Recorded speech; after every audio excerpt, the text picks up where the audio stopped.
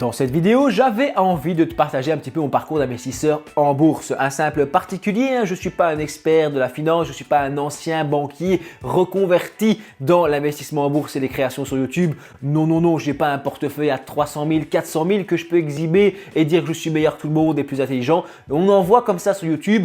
C'est pas du tout mon cas, d'accord? Je suis un simple particulier, un petit père de famille avec ses enfants et tout ça, sa petite maison, rien de spécial, d'accord? Et j'investis en bourse et j'ai trouvé que j'ai toujours galéré à ce niveau-là, j'ai pas trouvé les informations. Il y a des documentations sur internet qui sont très bien, mais qui sont trop complexes, je trouve, pour un débutant, parce que tu arrives, tu comprends rien, c'est du vocabulaire juridique, etc., du droit, c'est très complexe et c'est très hermétique, je trouve, comme domaine pour un débutant. Et donc, j'ai envie de te partager un peu mon parcours de petit particulier qui se dit, bah tiens, moi, comment j'ai découvert l'investissement, comment ça s'est passé, quelles erreurs j'ai fait, qu'est-ce que j'ai appris.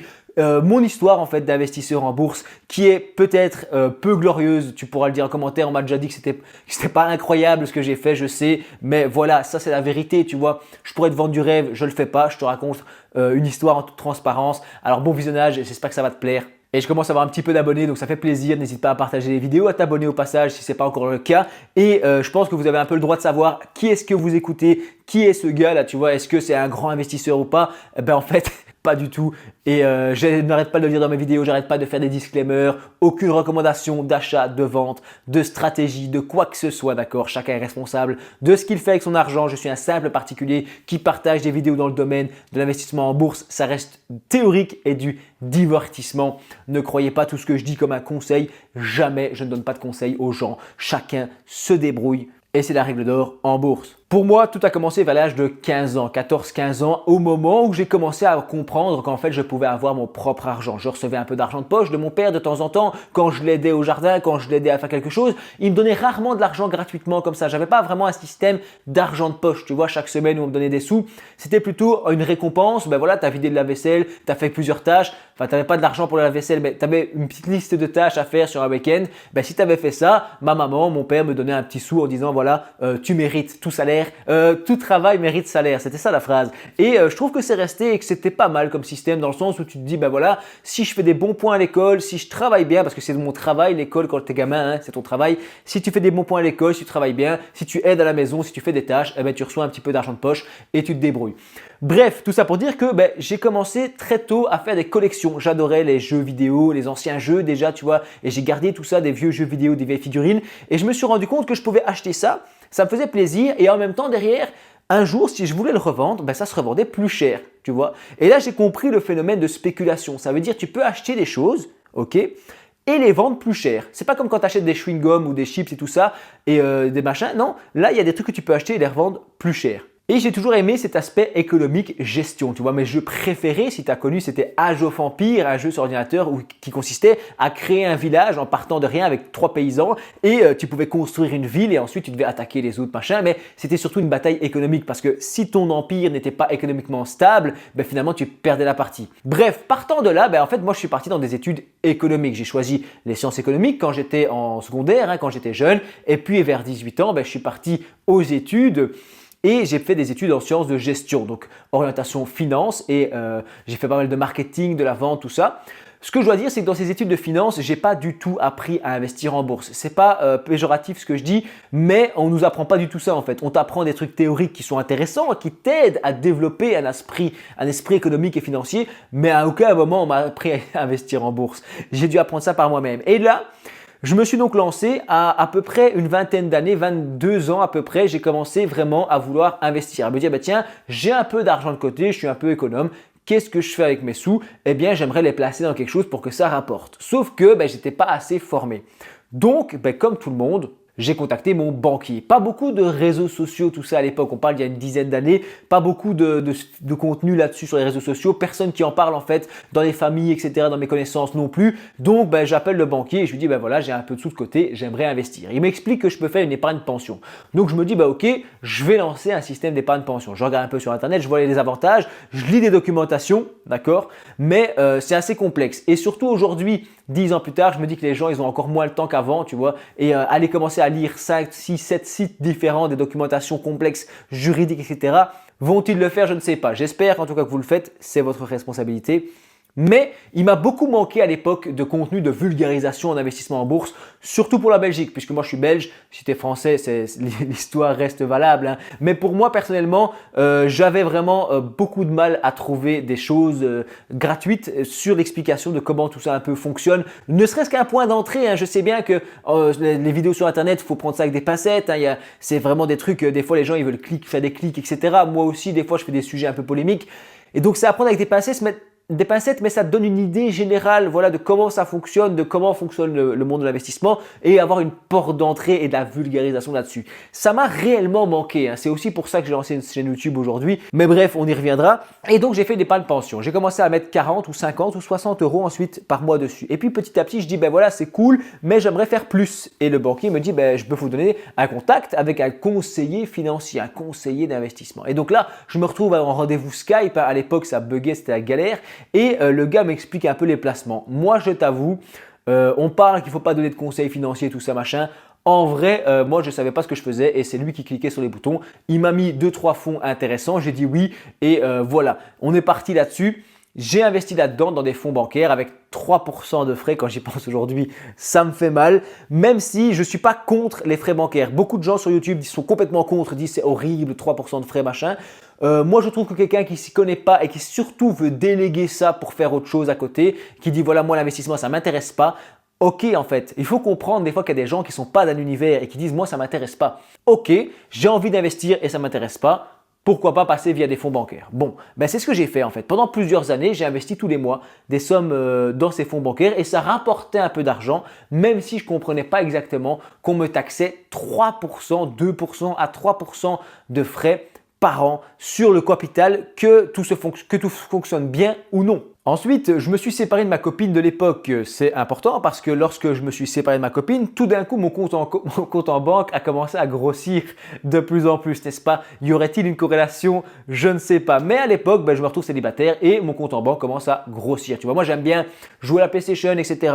Mon petit monde, mes amis, tout ça. Et je ne suis pas excessivement dépensier. Donc, finalement, en fait, j'aime bien faire de la muscu, faire de la PlayStation et c'est des loisirs en fait qui ne demandent pas de dépenser beaucoup d'argent. Tu vois, une fois que tu as acheté des haltères, ben voilà, ça coûte plus rien, hein, les haltères, ça périme pas. Ensuite, une fois que tu as acheté des jeux vidéo, une PlayStation, ben globalement tu peux jouer, ça coûte pas très cher et donc finalement, ben je dépensais pas beaucoup d'argent.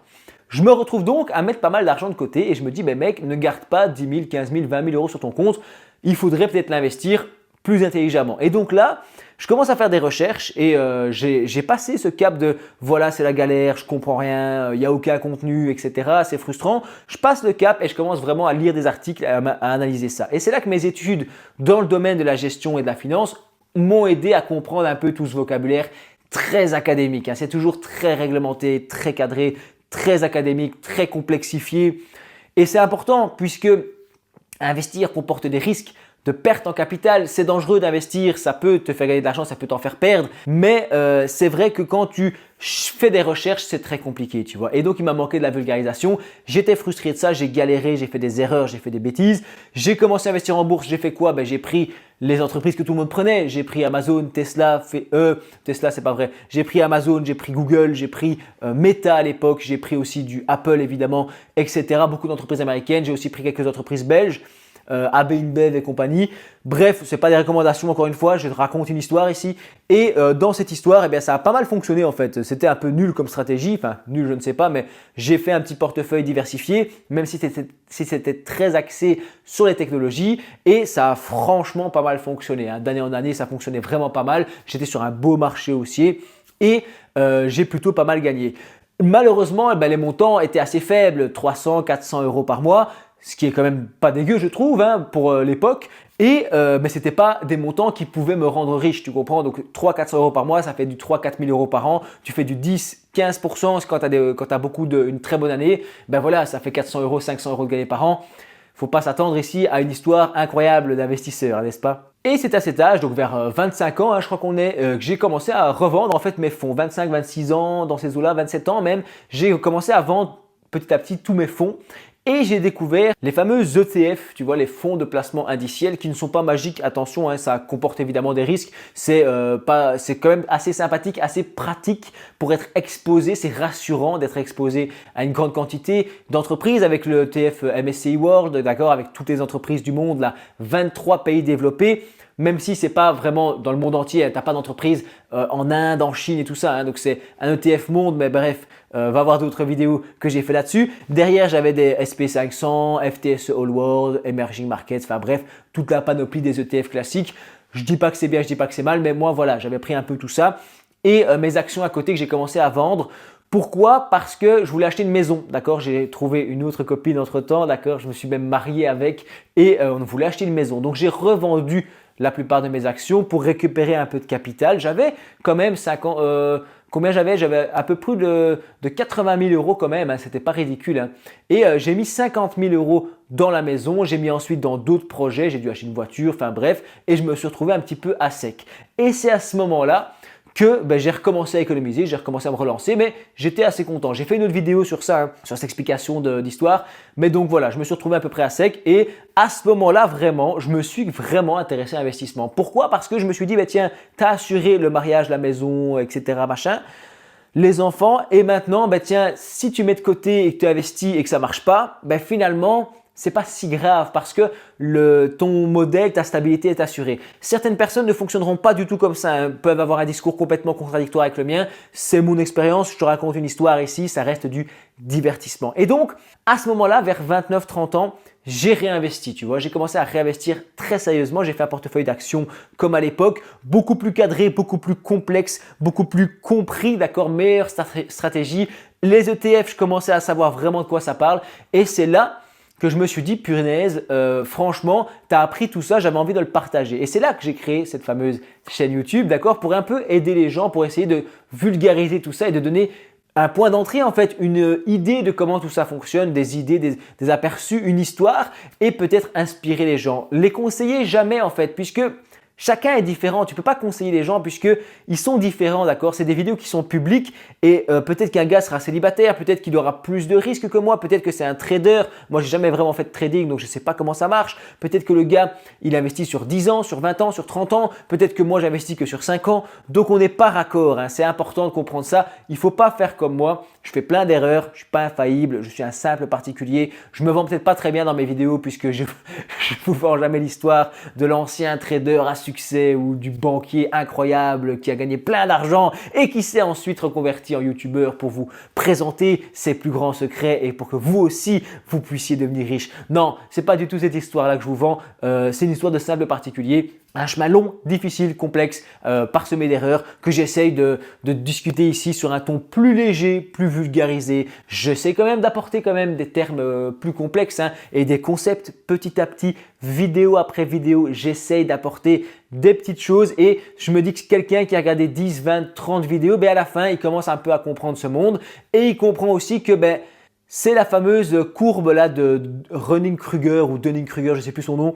Je sais que c'est Kruger quelque chose qui t'explique qu'au début tu penses avoir tout compris et puis en fait tu te rends compte qu'il y a une vallée de l'humidité où en fait tu n'as rien compris et tout est beaucoup plus complexe que ça. Et moi j'en suis à cet endroit-là, tu vois. J'en suis à cet endroit de en fait j'ai compris que j'ai rien compris et que je suis pas encore du tout un expert et c'est pour ça que je vous casse les oreilles toujours avec mes dizaines de disclaimers dans chaque vidéo, je le dis. Aujourd'hui, j'ai quand même compris que tous mes fonds bancaires à 3% de frais, je les regrette pas vraiment, d'accord, ça a duré que quelques années, mais je me dis 3% de frais, c'est aberrant par rapport à des ETF que j'achète avec 0,03%. C'est 10 fois moins de frais, tu vois. On parle de milliers d'euros de différence.